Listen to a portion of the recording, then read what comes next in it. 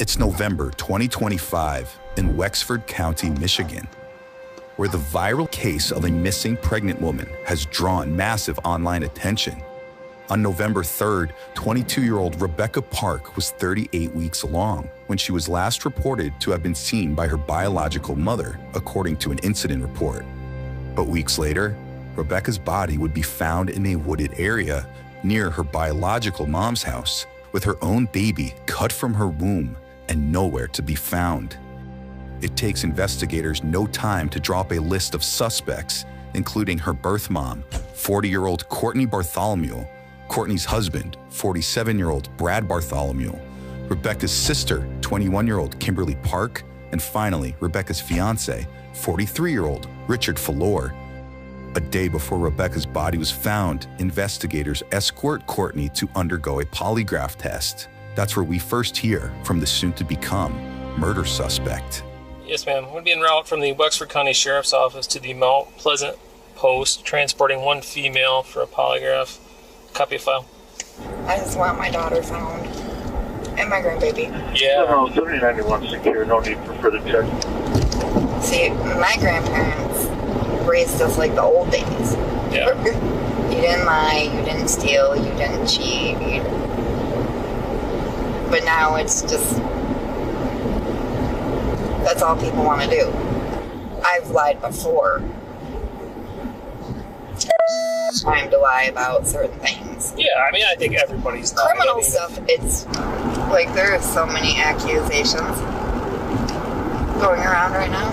I've heard it was quite the mess going on. Yeah. What are some of the outlandish ones you've heard? That Becca didn't get in the car, which she did. Okay. She didn't leave state, which I don't know. You think she did? She wanted this baby. Okay. Because you guys are kind of estranged for a while or something, right?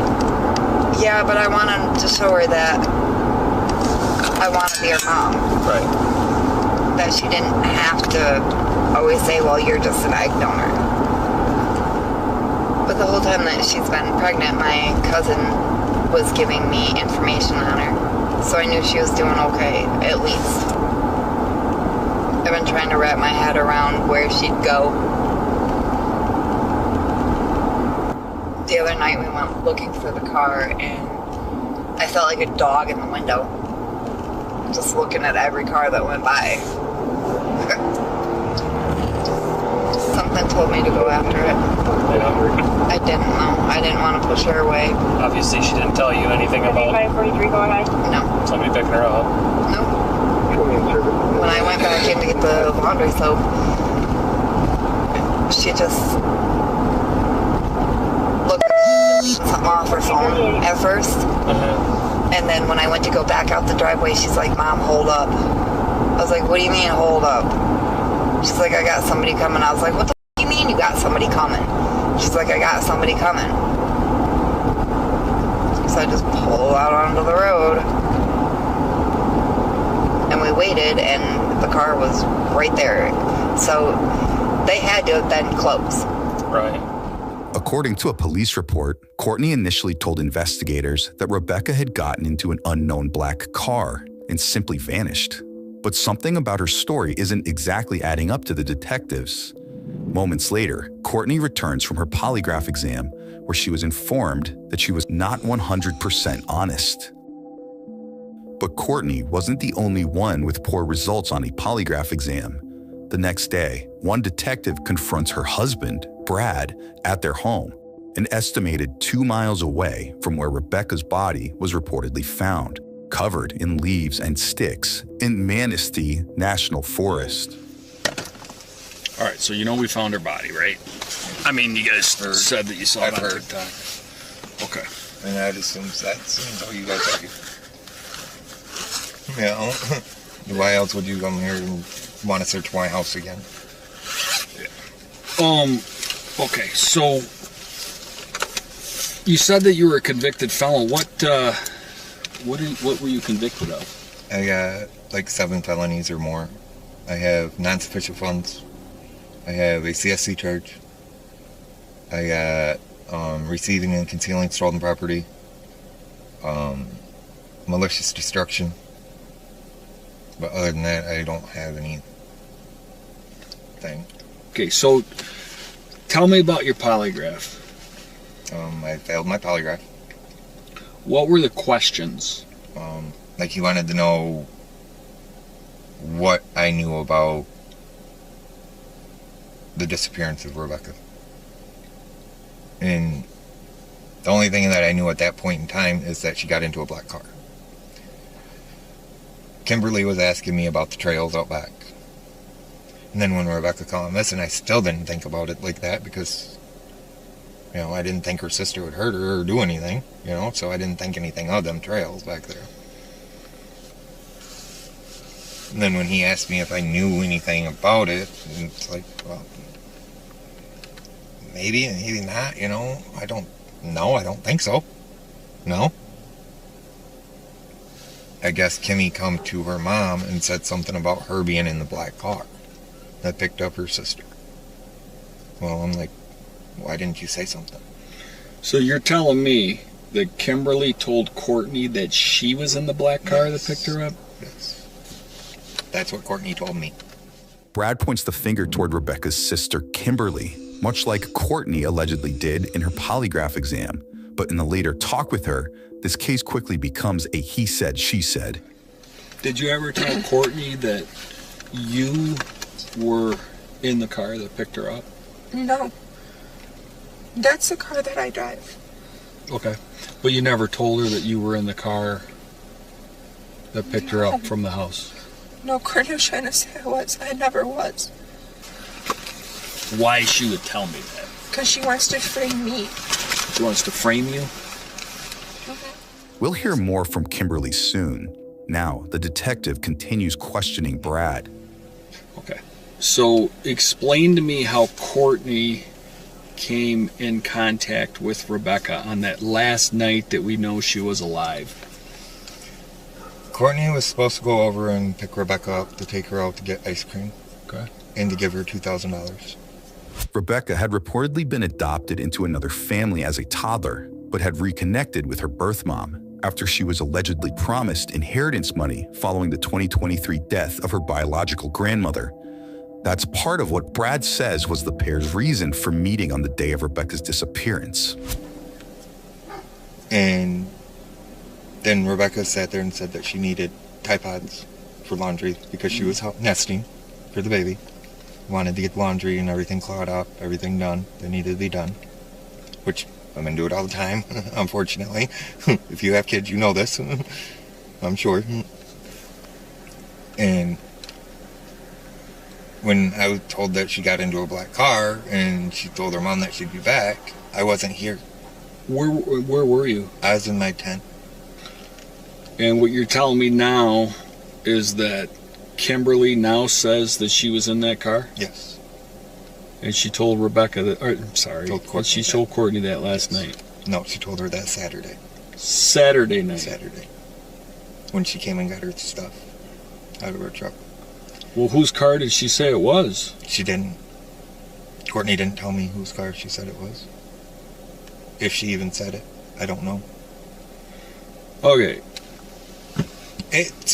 It don't make sense to me either. This is so messed up. Okay, so here's the situation that you're in. Okay, if you really are in a tent over in Harrietta, and I'm not saying that you're lying, I'm just saying you got to think about things from my standpoint too. It's cold. Yeah. I have Carhartts and I have everything.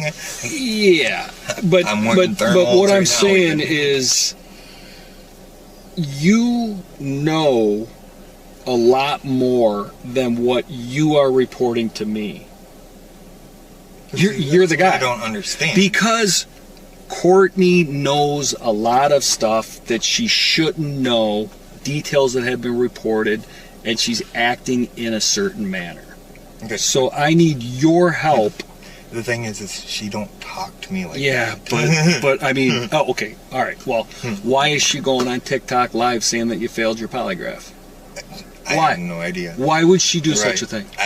What what do guilty people do? Yeah, they point the fingers at other people. Exactly, right? Yeah. Okay. Yes, I agree with you about certain things that Kimberly supposedly said to Courtney, because even you said it, if she even said that. Right. So you, right. I mean, if anything, you know in the back of your head, like, shit ain't adding up with Courtney here. I've been with her for 8 years. No, I get it. I know there's a lot of loyalty there, but there's also some crazy shit that goes on here that I can see. There is. I will admit that. There's some crazy stuff going on. So you spend more time with her than anyone else that I know. Yep. Okay, you'd agree with that? I do. So you're going to know more about her than anybody else would know. Yeah, probably. Okay. So what has she told you what happened? She didn't tell me anything that happened. Okay, did you help her get rid of the body? No, I did not.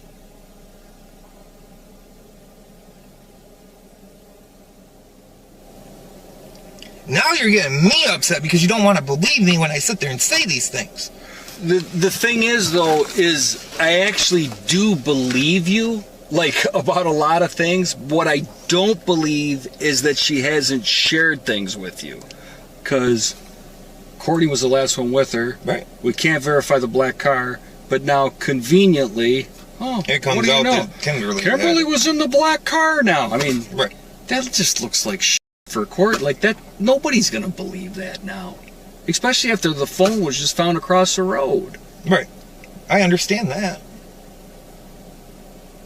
It don't look good for Courtney, and I'll admit that. I told her that right from the get-go.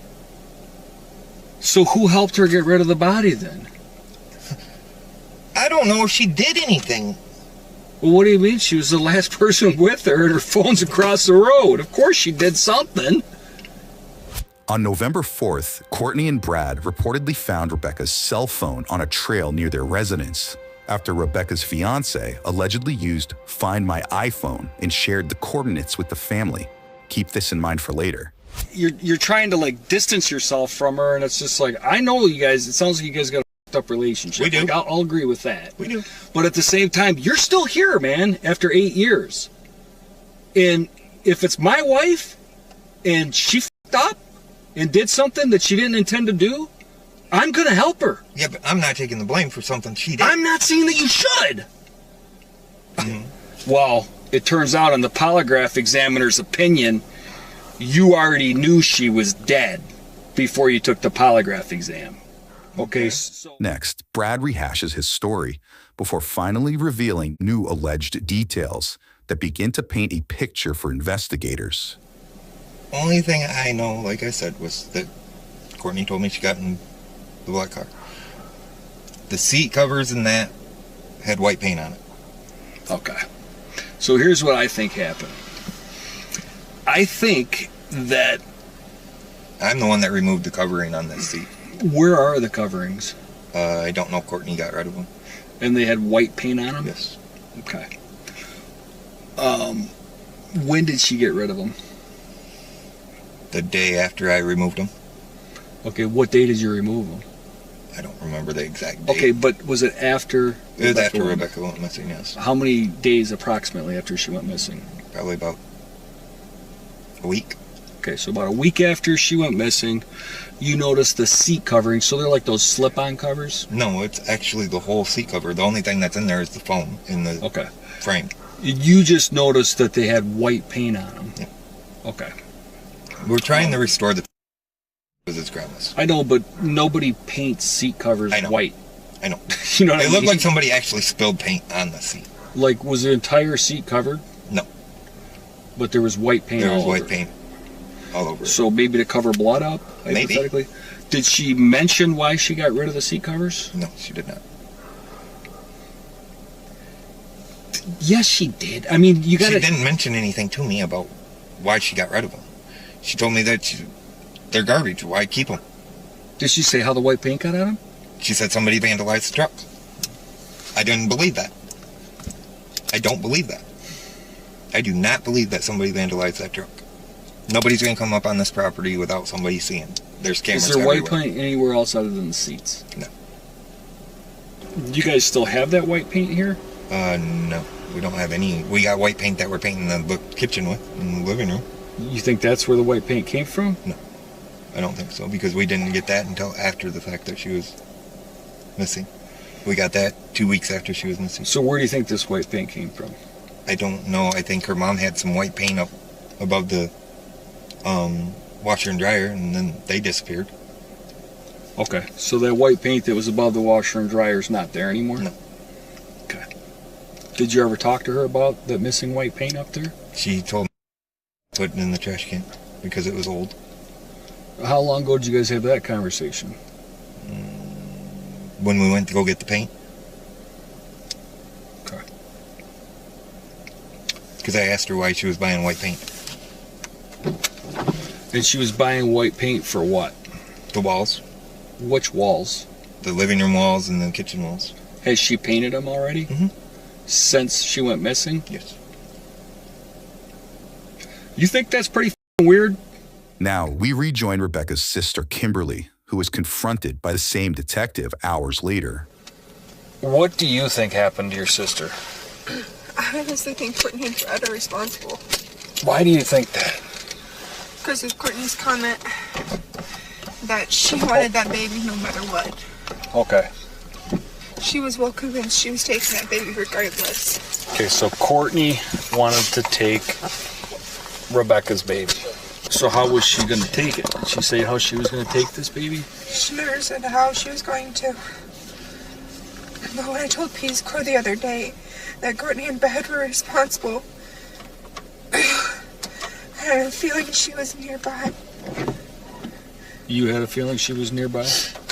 Like geographically nearby? Like close to the location you were at? Close to Courtney and Brad's house? Okay. Courtney called me while I was here saying that Becca got in a car with somebody. Like somebody was saying that my old man's my baby daddy's PayPal card was found out there by my sister. Courtney's had my wallet this whole time. Who reported? You reported to the police that your mom said that she hit your sister over the head? Did you make that report? I made the report, and that's what they told me that they did. Who told you that? Courtney and Brad, straight out. Courtney and Brad told you what? Tell me what they told you straight out. That they were the ones that hit her. They were the ones that, from what they said, murdered her. And they were taking the baby, and now they were just playing this game of how to get rid of this baby, get rid of her. When did they tell you that? The day after she disappeared. But they threatened me and my daughter to stay silent. Okay. My adoptive mom promised me that nothing was going to happen to my daughter, so I could tell. Okay, so you're telling me that Courtney and Brad confessed to you that they killed Rebecca. And Courtney's been saying for the last couple of months that she was taking this baby no matter what. No matter the measures. Kimberly points the finger right back at Brad and Courtney, but investigators aren't exactly buying her story. You're lying. I mean, we could start there. Okay? That's not true. Now, Kimberly changes her story and says Rebecca's fiancé, Richard, and she shared some kind of romantic connection that she says led to Richard admitting to, quote, taking care of it. So the plan is going to kill Rebecca so the two of you can be together. Is that correct? I didn't know he was going to kill her. What do you think he was going to do to her? Leave her? I don't know. So this is your story. That's the only involvement you had, was lying to the police, and that you and Rich were going to be together, and he told you that he took care of it. It's the only thing he told me. Okay.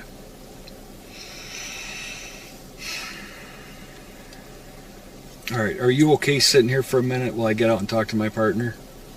I was going to go back inside. I gotta go to the bathroom. You gotta go to the bathroom? Mm-hmm. Okay.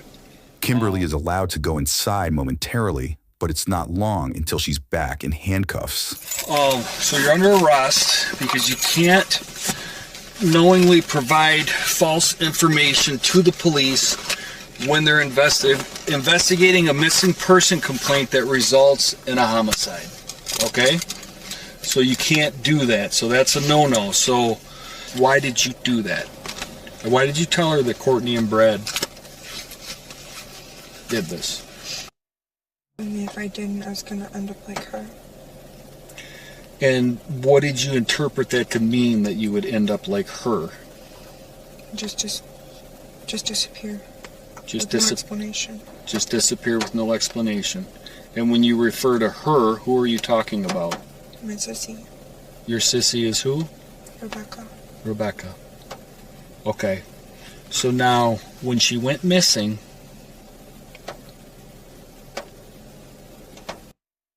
say to you after she went missing?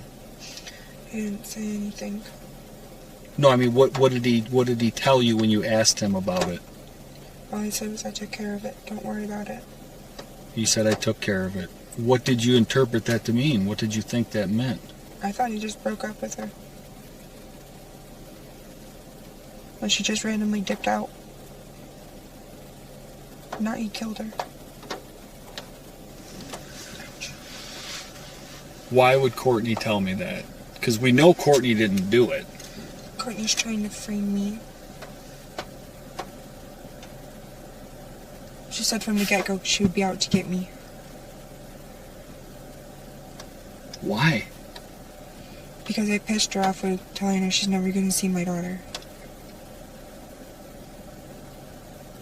And Becca straight out told me that she was never going to see those two boys. Next, we hear from Richard as the series of disturbing events continues to unfold. Tell me what you know. I know November 3rd, Courtney come pick Becca up. Okay. And she said, looked at me, said, I love you, I'll be back about hour and a half. Okay. Got up next morning, realized Courtney texted me, which is her biological mom. Right. And she actually read her messages. I was like, what are you talking about? She left with somebody. She's like, I don't know, I couldn't see who it was. And it was somebody in a black car she took off with. Mm-hmm. It's like, we don't know anybody with a black car. Mm-hmm. And we got off the phone with her. I tried to call Becca's phone 6-7 times. Richard explains how he pinpointed the location of Rebecca's phone, but it's what he says happened next that leaves detectives scratching their heads. Lights on it, and Courtney called me, said, I'm on my way to your house, we have to talk. Okay. I didn't even know Kimmy sent the location to Courtney. Mm-hmm. Her and Brad got there, and I seen Brad in the driver's seat, and he pointed towards Courtney in the passenger seat, so I walked over there. Courtney had rolled her window down and handed me Becca's phone. Okay. And I sat there, I was like, I wasn't sitting, I was standing there. Mm-hmm. I was like, huh, where was it at? She said it was sitting on the trail, across from my house. It's like, I don't understand what's going on, because Becca don't go nowhere without her phone. Mm-hmm. And she told Courtney, I was like, something ain't right. You said your relationship with Courtney is not great because you guys have a past. What about Kenny? You guys seem to be like at least communicating to try and help find Rebecca. How's your guys' relationship? It was fine. Now, me and Kenny don't really. We talk maybe every few days. Okay. And is that uncommon, or is that like, was there a reason why it started to peter out a little bit, or? Because she was, I believe it's because she was all saying all that Courtney's. What are your theories? What do you think happened? At first, I thought Courtney had something to do with it. Well, and that's kind of where I'm going with this, is that now everybody's pointing fingers at each other. People are saying, Courtney did it. People are saying Brad did it. People are saying Kimmy had something to do with it. You haven't even been brought into it that you and Kimmy did something with it, Both Richard and Kimberly were taken into custody. Richard was booked for multiple unrelated drug charges and later released after Kimberly allegedly admitted to lying about his involvement in the crime. Kimberly was booked for tampering with evidence in a criminal case, lying to a police officer during a violent crime, and filing a false report of a felony. Meanwhile, crime scene investigators begin a search of the Bartholomew's property, where we join Courtney and Brad, who are busy browsing headlines, while officers wait with them inside. Additional Life 360 shows that Rebecca's sister, Kimberly Park, is currently at the sheriff's. Okay. There again, you can't believe everything else. The family has shared that the father of Rebecca's baby has been booked into the Wexford County Jail, according to the family. He allegedly stated during a call from the jail that he is being booked in connection with a homicide. I know what I'm going through. I can just imagine what he's going through. Alright. But his is different than mine. A whole lot different. It was his baby. I gave birth to her. Yeah. That is my baby. Alright. His fiance and his baby though. Brad has been arrested. Hey guys. I didn't know I was in jail, did you? You're pretty funny for being in jail. Right.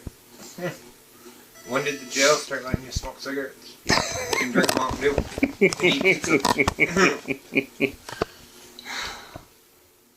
Next, the pair carry on chatting with officers before choosing some interesting topics of conversation. I told her, we have these 2 chickens, I'm killing them when they're big enough. She's like, okay, we'll name them lunch and dinner. She wouldn't let me kill them. I couldn't do it. No. We took the day that we were gonna off them, and I couldn't do it. Nope. I could not. She would not let me do it. I was like, you can't do it. I said, fresh chicken would be so good though. It's like, no, you can't do it. I'm sorry. I'm like, and not. Can I kill Big Bertha then? I was like, no. She might be a bitch. I said, but you're not killing her. She wouldn't let me eat the duck either. Right. Can you imagine paying $600 for that? No. My wife would kill me. Honestly, the I spent $100. My wife's killing me. Yeah. And we're almost out of tobacco, so. Oh hell no. Oh yeah. They better hurry up and get They this need to hurry up and get it done because we need cigarettes. Otherwise, somebody's gonna die. Probably me, but somebody's gonna die. Becca, I'm still not totally there. Like I know you want to totally be in denial. processed. I know you want to be in denial of it. That she's still here, that she's just out, that she took off and she's having the baby in a different state. I understand that. This could have all been avoided. Yeah. Had she have come forward. If she would have just asked for help. No, if Kimberly would have come forward quicker. I know, that too. As the case continues growing legs on social media, Courtney takes a moment to read some messages and posts. Bitch, I know your address. You best believe I don't have someone come there and drag you down the road. You stupid bitch. I swear to God, you killed your daughter and your grandbaby because you're a jealous, nasty, fat pig who smells like meth. Bitch, I'm only 12 hours from your house, actually. I will have people come to your house and they will never find you or your family. They will never find Rebecca or the baby. Rebecca is not your daughter and that baby is not your grandbaby. You killed them. You killed them. The cops. Yeah. I will keep that. All the time. You're ready to spend the rest of your life in prison, trifling ass bitch, and your pedo husband. I hope you rot in hell. Can't get your drugs in prison and definitely won't be having a baby in your hands. You sick motherfucker, your life is over. Moments later, Courtney turns her attention to the search taking place at her home. I would gladly But you open gotta it up. remember them searching my house like that and using that luminol. making sure there isn't blood, Yeah. also clears us. I know it does. And that's what And I'm they ain't gonna find happy about. shit.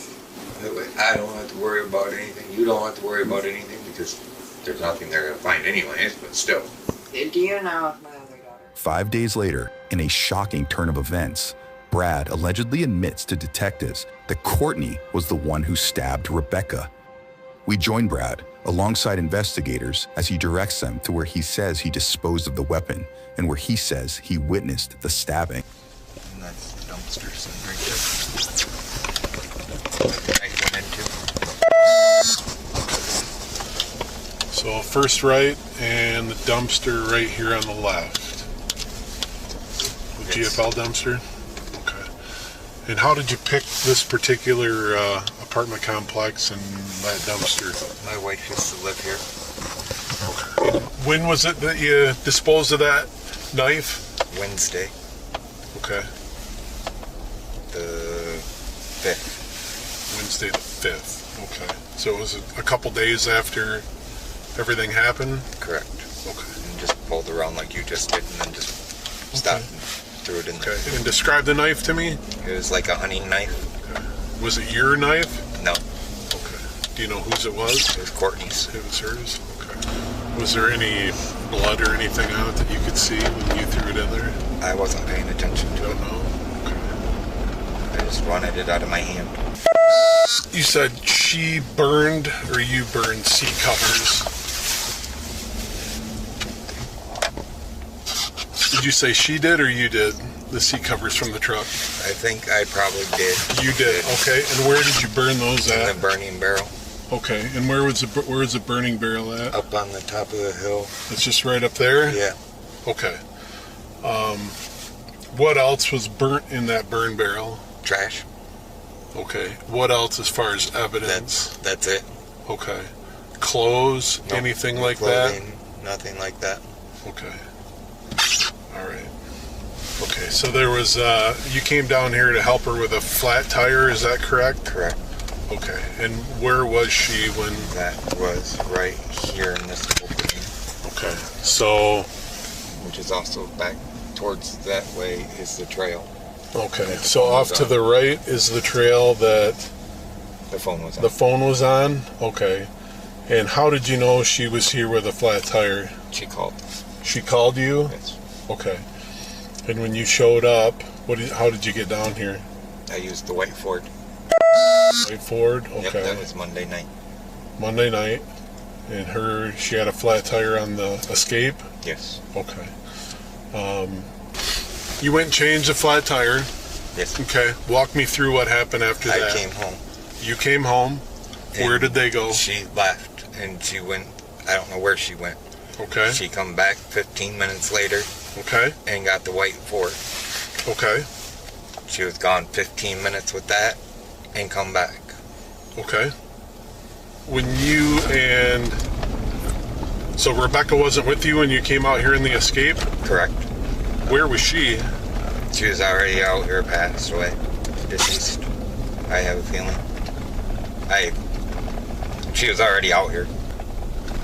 So Rebecca was out here by herself for a long time? No. Probably 10 minutes. 15 minutes. Okay. Could she not run? Could she not get away? Was she... She's pregnant. She was 38 weeks. Right. Pregnant. You guys left in the pickup truck and came back. Why did you switch? Because Courtney wanted the towel and a blanket. Okay. That was left in the Escape.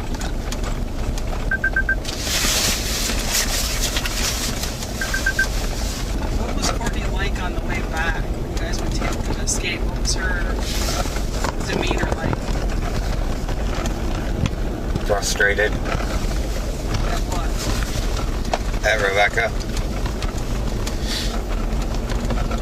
Just in general or about something specific? In general. Did she think that she had killed her? Not at that point, no. because she feels like the girls don't appreciate her as a mom. Did you guys talk on the way back to the house? No. You didn't say anything at all to each other? I didn't want to know what was going on for sure. She was on one of these hills. Okay.